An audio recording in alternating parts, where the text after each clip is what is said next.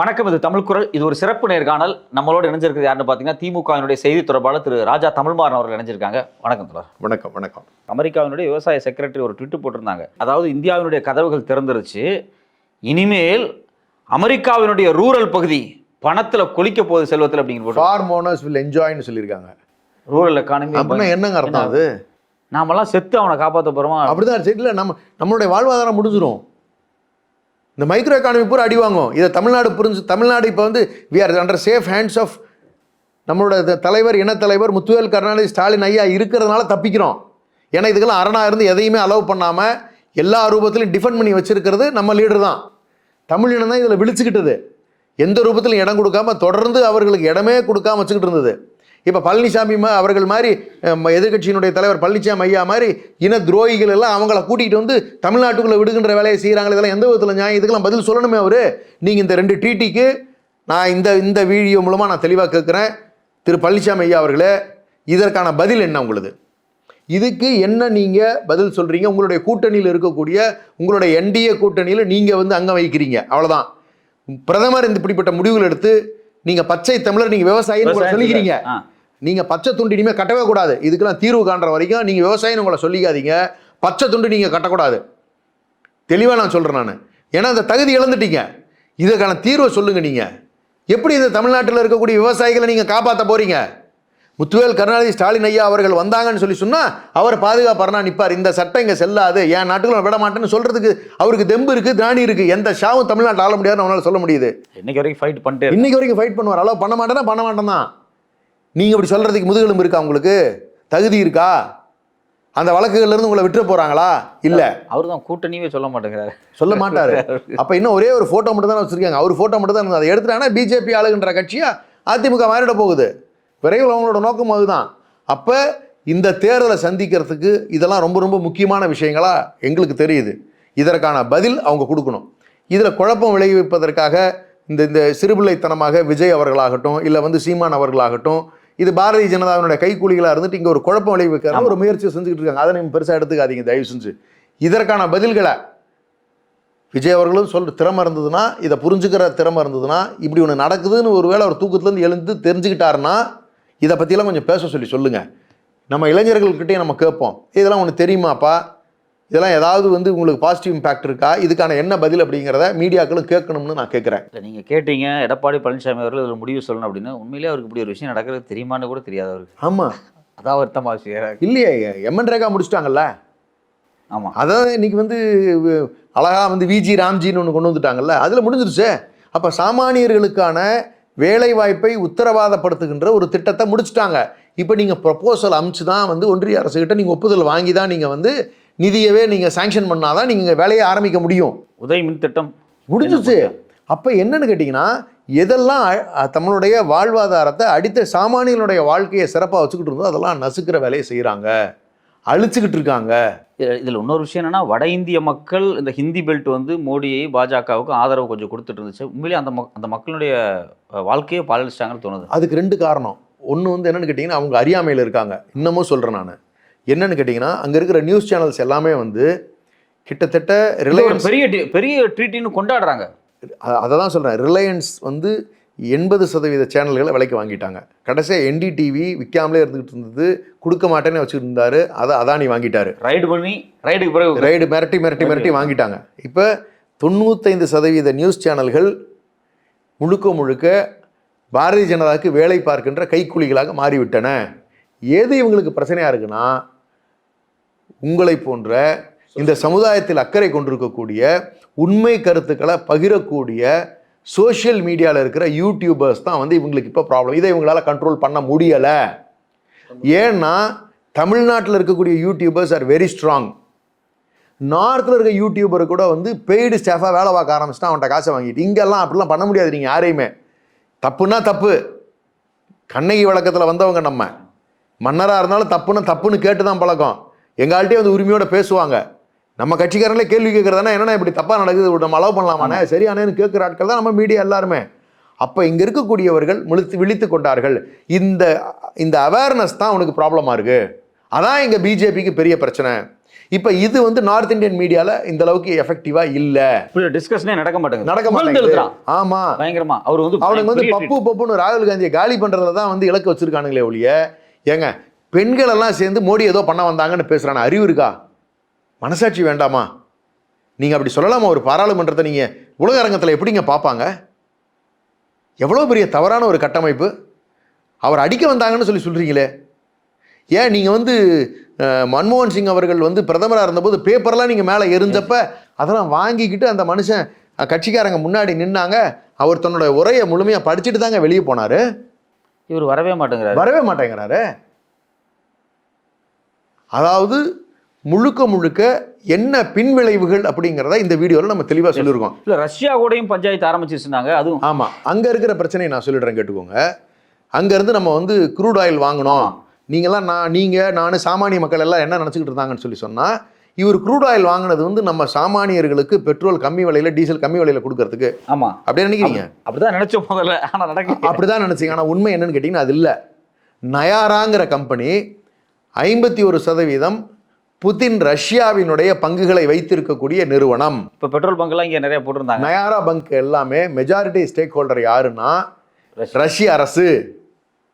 அந்த கம்பெனிக்கு இங்கே நாம் அதிகமான விலையில் பெட்ரோல் விற்று இந்த லாபம் கிட்டத்தட்ட கடந்த 4 ஆண்டுகளில் மட்டும் 30,000 கோடி ரூபாய்க்கு மேலே ரஷ்யாவுக்கு பணமாக கொடுத்துருக்குறோம். இதில் ரிலையன்ஸுக்கு ஏதாவது பங்கு இருக்கா? ரிலையன்ஸ் தான் வந்து அடுத்த கல்பிரிட்டு. அங்கேருந்து க்ரூட் ஆயில் வாங்கினதில் 70% க்ரூடு வந்து அவன் தான் வாங்கி அதில் ப்ரொடியூஸ் பண்ணது எல்லாமே ஐரோப்பிய நாடுகளுக்கு எக்ஸ்போர்ட் மட்டும் தான் பண்ணியிருக்காங்களே ஒழிய, ரிலையன்ஸ் இங்கே தமிழ்நாட்டிலையோ இல்லை இந்தியாவில் இருக்கக்கூடிய மற்ற எந்த மாநிலங்கள்லையோ அந்த க்ரூடில் பேஸ் பண்ணி வந்ததை விற்கலை, குறைவான விலைக்கு கொடுக்கல, வரவே இல்லை. இது ரெண்டுமே நயாராக்கும் முழுக்க ரிலையன்ஸுக்கும் வந்தது தான். இவங்க 2 பேருமே நம்மளுடைய இந்திய மக்கள்கிட்ட இருந்து பெட்ரோல் அதிகமான விலைக்கு விற்று பெரும் லாபத்தை ஈட்டிய நிறுவனங்கள். பாதி ரஷ்யாவுக்கு போயிடுச்சு, மீதி பாதியை விற்று தின்னது ரிலையன்ஸ் அம்பானி. இன்னைக்கு ட்ரம்ப் மிரட்டுறாரு. பிரச்சனை என்னன்னு கேட்டிங்கன்னா, அங்கே இருந்து அதை நிறுத்துன்னு சொல்கிறாரு. ரஷ்யாவில் இருந்து இப்போ ஆயில் வாங்குறது நிறுத்தினாருன்னா புதின் வந்து மண்டையில் அடிப்பார். ஆமாம், இத்தனை நாளாக வாங்கி தின்ன, இப்போ என்ன உனக்கு திடீர்னு அமெரிக்கா பாசம் தேவைப்படுதா? ஐயா, நான் வந்து எப்ஸ்டீன் ஃபைல்ஸில் மாட்டிட்டேங்கலாம் சொல்ல முடியாதுங்க. அவங்க பிரிக்ஸ்னு ஒரு கூட்டமைப்பு உருவாக்குறதுக்கு முயற்சி பண்ணுறாங்க ரஷ்யா. இன்ஃபேக்ட் ஏன் வந்து அதாவது அமெரிக்க அதிபர் அவ்வளோ கோவம் ஆனார்னா, இவங்க தனியாக இவங்களுக்குன்னு ஒரு கரன்சியே உருவாக்குற நிலைக்கு கொண்டு போனாங்க. ஆனால் அது எல்லாத்தையும் இப்போ முற்றுப்புள்ளி வைக்கிற மாதிரி இந்த எப்ஸ்டீன் ஃபைல்ஸ் வந்து மிரட்டிருச்சு. இந்தியா காலவாரி விடுது திருப்பி. ஆமாம், வேறு வழியில்லை. இவருக்கு தான் அங்கங்கே ட்ராமா போட்டு எஸ்கேப் இல்லை. நீங்கள் எங்கேயுமே அதாவது யோகியம் வரா சொம்பெடுத்து உள்ளவைங்க நிலைமையில் உலக அரங்கில் ஆயிடுச்சு. இனிமேல் இவர் எங்கே போனாலும் யோகியம் வரா சொம்பெடுத்து உள்ளவை அப்படின்னு ஒரு நிலையை மோடினா உலக அரங்கத்தில் இப்போ ஃப்ராடுன்னு ஆயிடுச்சு. எப்படி தமிழ்நாட்டில் தெளிவாக நமக்கு தெரியுமோ, எப்படி தென் மாநிலங்களில் முக்கியமான மாநிலங்கள்லாம் விவரமாக இருக்கக்கூடிய சமூகத்துக்கெல்லாம் அது தெரியுமோ, பூர்வ குடிகளுக்கெல்லாம் தெரியும் இவன் அயோக்கிய பையா அப்படிங்கிறது நம்மளுடைய மனநிலையில் நமக்கு தெளிவாக தெரியும். ஏன்னா நம்மளெல்லாம் ஏமாற்றிருக்காங்க, பாதிக்கப்பட்டவர்கள் நாமெல்லாம். இப்போ அவங்கெல்லாம் ஒரு ட்ராமா ஒரு 10 வருஷமாக பண்ணிக்கிட்டு இருந்த ட்ராமாவில் நம்பிக்கிட்டு இருந்ததெல்லாம் போய் அட இவ்வளோ ஒரு தரம் தாழ்ந்த நபராக இந்த இந்தியாவினுடைய பிரதமர் அப்படிங்கிற நிலைக்கு வந்துருச்சு. அப்போ இப்போ ரஷ்யா புதினுக்கு என்ன பிரச்சனைனா, அவர் வெனிசுவாலேருந்து இவர் ஆயில் வாங்க ஆரம்பித்தாங்கன்னா ரஷ்யாவினுடைய பொருளாதாரமே பாதிக்கப்படும். 30,000 கோடி ரூபாய் இவங்க கடந்த காலங்களில் கொடுத்துருக்காங்க. அப்போ இந்த பணம் நிற்கும். திரும்ப ரிலையன்ஸ் எந்த ரூபத்திலேருந்து இவங்க பெனிஃபிஷியரி எடுத்தாங்கன்னு தெரியாது. அப்போ அந்த பாதிப்புகளும் ரிலையன்ஸுக்கும் ஏற்படும். ரிலையன்ஸுக்கு ஆகிறத பற்றி கவலை இல்லைன்னு வச்சுக்கோங்க, ஆனால் ரஷ்யாவுக்கு பாதிப்பு உண்டு. இப்போ ரஷ்யாவும் சைனாவும் க்ளோஸாக இருக்காங்க, பிரிக்ஸ் கூட்டமைப்பு ரொம்ப வலுவாக இருக்குது. இந்த நேரத்தில் மோடி இப்படி தலைகளாக மாறுறது அப்படிங்கிறது, அதுதான் சொல்கிறேன். இது எல்லாம் எங்கே வந்து விடியும்னா இந்தியர்களோட தலையில் வந்து விடியும். ஒரு தவறான பிரதமரை தேர்ந்தெடுத்தோட விளைவு இந்தியா ஒரு பெரிய பின்னடைவை சந்தித்து கொண்டிருக்கிறது. குறைந்தபட்சம் இதெல்லாம் சரி பண்ணணும்னாவே எனக்கு தெரிஞ்ச ஒரு பொருளாதார வல்லுநர் அவர்கள் நேற்று ஒரு பதிவு போட்டிருக்காங்க, பேர் சொல்ல விரும்பல, 100 ஆண்டுகளுக்கு மேலே நம்ம பின்தள்ளப்பட்டு விட்டோம். சைனாலாம் ஏஐ டெக்னாலஜி அவன் வந்து அவன் வேற லெவலுக்கு போயிட்டான். நாம் இன்னும் அங்கே உட்காந்துக்கிட்டு ராமாயணத்தை படி, இன்னும் மகாபாரதம் சொல்லித்தா, வேத கல்விகளை சொல்லித்தரோம்னு சொல்லி வடநாட்டை பூரா சீரழிச்சிட்டாங்க. தப்பிச்சது யார் தெரியுமா? தமிழ்நாடு மட்டும் தான். கேரளா தப்பிச்சிருக்கு, கர்நாடகா தப்பிச்சிருக்கு, ஆந்திரா தப்பிச்சிருக்கு. நம்மளுடைய மகாராஷ்டிரா ஒரு அலர்ட்டான மோடி இருந்தாலுமே கூட வழக்குகளில் இப்போ பாருங்க அஜித் பவாரினுடைய இறப்பு ஒரு சந்தேகத்துக்குரியதாக சொல்லப்படுறாங்க. அப்போ அதுவுமே வந்து ஏதோ ஒரு காரணம் இருக்கிறதா தான் பார்க்கப்படுது. அதுதான் பானர்ஜி அவர்கள் சத்தம் போட்டாங்க. ஒரு கான்ஸ்பிரசி தியரி நிலவுது. அப்போ யாரெல்லாம் விழித்து கொள்ளுகிறார்களோ அவங்க கூட சேர்ந்து அவங்கள விட்டு நகரணும்னு நினச்சா அவங்க இல்லாமல் போகிறாங்க. இதில் மக்கள் செல்வாக்கை வைத்திருக்கக்கூடிய கட்சிகள் மட்டும்தான் நிற்கிது. மக்களுக்காக இன அடையாளம் விடாமல் அந்த இனத்தை பாதுகாக்கின்ற தலைவர்கள் எங்கு இருக்கிறார்களோ அந்த மாநிலங்கள் தப்பித்து கொண்டன. பெங்காலில் அந்த அம்மையார் இருக்காங்கன்னா, நீங்கள் அதானி எங்கே பிறந்தாரு, சர்டிஃபிகேட்டை கொடு. கராச்சி தானே, அப்போ அவர் என்ன இந்தியன் சொல்லுவியா, இப்போ பதில் சொல்லியா, அப்போ இங்கே இருக்கிறவனுக்கு சொல்லுன்னு கேட்குறாங்கல்ல. அந்த தெம்பு இருக்குல்ல அந்த அம்மாவுக்கு. இன்றைக்கி நம்மளுடைய மொழி பாதுகாப்புக்காக தான் இளைஞர் செயலாளரும் குரல் கொடுக்குறாங்க. இது பெரிய அறப்போர்னு இல்லை டிக்ளேர் பண்ணுறாங்க. நீங்கள் அறப்போருங்கிறது என்ன, இன்னைத்து காலகட்டத்துக்கு தகுந்த மாதிரி இந்த இனத்தை பாதுகாக்க வேண்டிய பொறுப்பு நமக்கு இருக்குங்கிறதான சொல்கிறாங்க. நீங்கள் இந்தியாவிலேயே எனக்கு தெரிஞ்சு 5 லட்சம் இளைஞர்களை நிர்வாகிகளாக கொண்டிருக்கக்கூடிய ஒரு கட்சி இருக்குன்னு சொன்னால் திராவிட முன்னேற்ற கழகம் தான். நீங்கள் அந்த 5 லட்சம் பேருக்கு 10 பேர் நீங்கள் மல்டிப்ளை பண்ணுங்கள் சார், அவ்வளோதான். தேர்தல் 50 லட்சம் பேர் நமக்கு இருக்கான். இல்லை, திருவண்ணாமலை மாநாடு நடந்தப்போ நான் வந்து எங்களோட ரிப்போர்ட்டர்ஸ் போனாங்க, உள்ளேயே போக முடியல, அவ்வளவு கூட்ட நிர்வாகிகள். அங்கே 1,16,000 பேர் வந்திருந்தாங்க. இப்போ 1 லட்சம் தாண்டுது. எங்கள் தென்மண்டல மாநாடு மட்டும் விருதுநகரில் நடக்கக்கூடியது. அப்போ கிட்டத்தட்ட 5 லட்சம் நிர்வாகிகளை வச்சிருக்கக்கூடிய இந்த கட்சி இப்படி ஒரு இராணுவ கட்டமைப்பை உருவாக்கி வச்சிருக்காங்க. யாரு? நம்முடைய முதலமைச்சர் அவர்கள், இனத்தினுடைய தலைவர், நம்ம இன பாதுகாவலராக இருக்குது. நம்ம எல்லாத்தையும் இன்னைக்கு வந்து பாதுகாத்துக்கிட்டு இருக்கிற நீ என்ன தகுடத்தை வேணாலும் தமிழ்நாட்டுக்கு வெளியே வச்சுக்க ராசா, இங்கே உள்ளவன் பருப்பு வேகாது. இல்லை கட்சி, நீங்கள் வந்து ஒரு கட்சியாளாக இருக்கீங்க. நான் உண்மையிலே வெளியே இருந்து ஒரு ஊடகத்துறையில் பார்க்குறேன். நான் எப்படி பார்க்குறேன் அப்படின்னா, தமிழ்நாட்டை தலகுனிய விடமாட்டோங்கிற உறுதிமொழியை பொலிட்டிக்கலாக இந்த இளைஞர்கள் வந்து உறுதிமொழி எடுக்கிறாங்க. ரொம்ப ஆச்சரியமாக இருக்கு எனக்கு. ஏங்க நான் தான் சொல்கிறேனே, ஒரு போர் வீரர்களை களத்தில் ஏற்கிற மாதிரி தானே இது. அந்த தைரியம் வேணும்ல. டெல்லி எங்களை ஆள முடியாதுன்னு சொல்கிறதுக்கு தைரியம் வேணும்ல. நீங்கள் இது ஏன்னா நம்ம வந்து இருக்கு அண்ணா நமக்கு கொடுத்துட்டு போன தைரியம், கொடை. நீங்கள் முத்தமிழறிஞர் கலைஞர் அவர்கள் செய்து வைத்திருக்கக்கூடிய சீர்திருத்தங்களும் கட்டமைப்புகளும் இன்னைக்கு நம்மளை இவ்வளோ தைரியமாக பேச வைக்குது. இந்த சிஸ்டம் நம்மளை இன்னைக்கு காப்பாற்றுது. யாரும் தொட முடியல. கவர்னர் நீங்கள் பேரளவில் தான் வந்து ஆளுநர் அவர்கள் இந்த யூனிவர்சிட்டி எல்லாத்துக்கும் சான்சலராக இருக்கணுங்கிறது ஒரு கௌரவமாக தான் வந்து முத்தமிழறிஞர் கலைஞர் அவர்கள் அந்த வாய்ப்பை கொடுத்து வச்சுருந்தாரே ஒழிய அவர்கள் இந்த சான்சலராக இருந்து இந்த கல்லூரிகளை நடத்துறதுங்கிறது கிடையாதுங்கிறது அவருக்கும் தெரியும். கௌரவ பொறுப்பில் இருந்துக்கிட்டு இருந்தாங்க. ஒரு மரியாதை, ஏன்னா ஒரு ஆளுநர்னு ஒருத்தர் இருக்கிறவருக்கு இருக்கணும்னு. ஆனால் இருந்தாலும் அதுக்குள்ள ஓனர் மாதிரிலாம் நினச்சிக்கிட்டாப்புல. யார் பணத்தில்? நம்ம பணத்தில், நம்ம வரி பணத்தில், நம்ம அரசு நமக்காக உருவாக்கின கல்லூரிகள் எல்லாம் அவன் வந்து நீ சொல்கிறது நான் கேட்குறதா? நாம கொடுத்த கௌரவத்தை ஒரு உரிமையாக மாத்துறாரு. ஏன் உரிமை அப்படி ரைட்ஸுங்கிறாரு. பத்திரம் எழுதி வாங்கின மாதிரிலாம் பேசுகிறாரு. இன்னைக்கு காலேஜஸில் போய் அவர் அடிக்கிற கூத்தெல்லாம் பார்க்கணுமே. இல்லாத சிந்து சரஸ்வதி நாகரிகம் என்னங்க இதெல்லாம் கதை. அதான் சொன்னேன், நாடு ஒரு மோசமான நிலையை நோக்கி நகர்ந்து கொண்டிருக்கிறது. எவ்வளவு மோசமாக நகர்ந்தாலும் தமிழ்நாட்டை அரணாக நின்று நம்மளுடைய முதலமைச்சர் அவர்கள் திரு முத்துவேல் கருணாநிதி ஸ்டாலின் அவர்கள் பாதுகாத்து கொண்டிருக்கிறார்.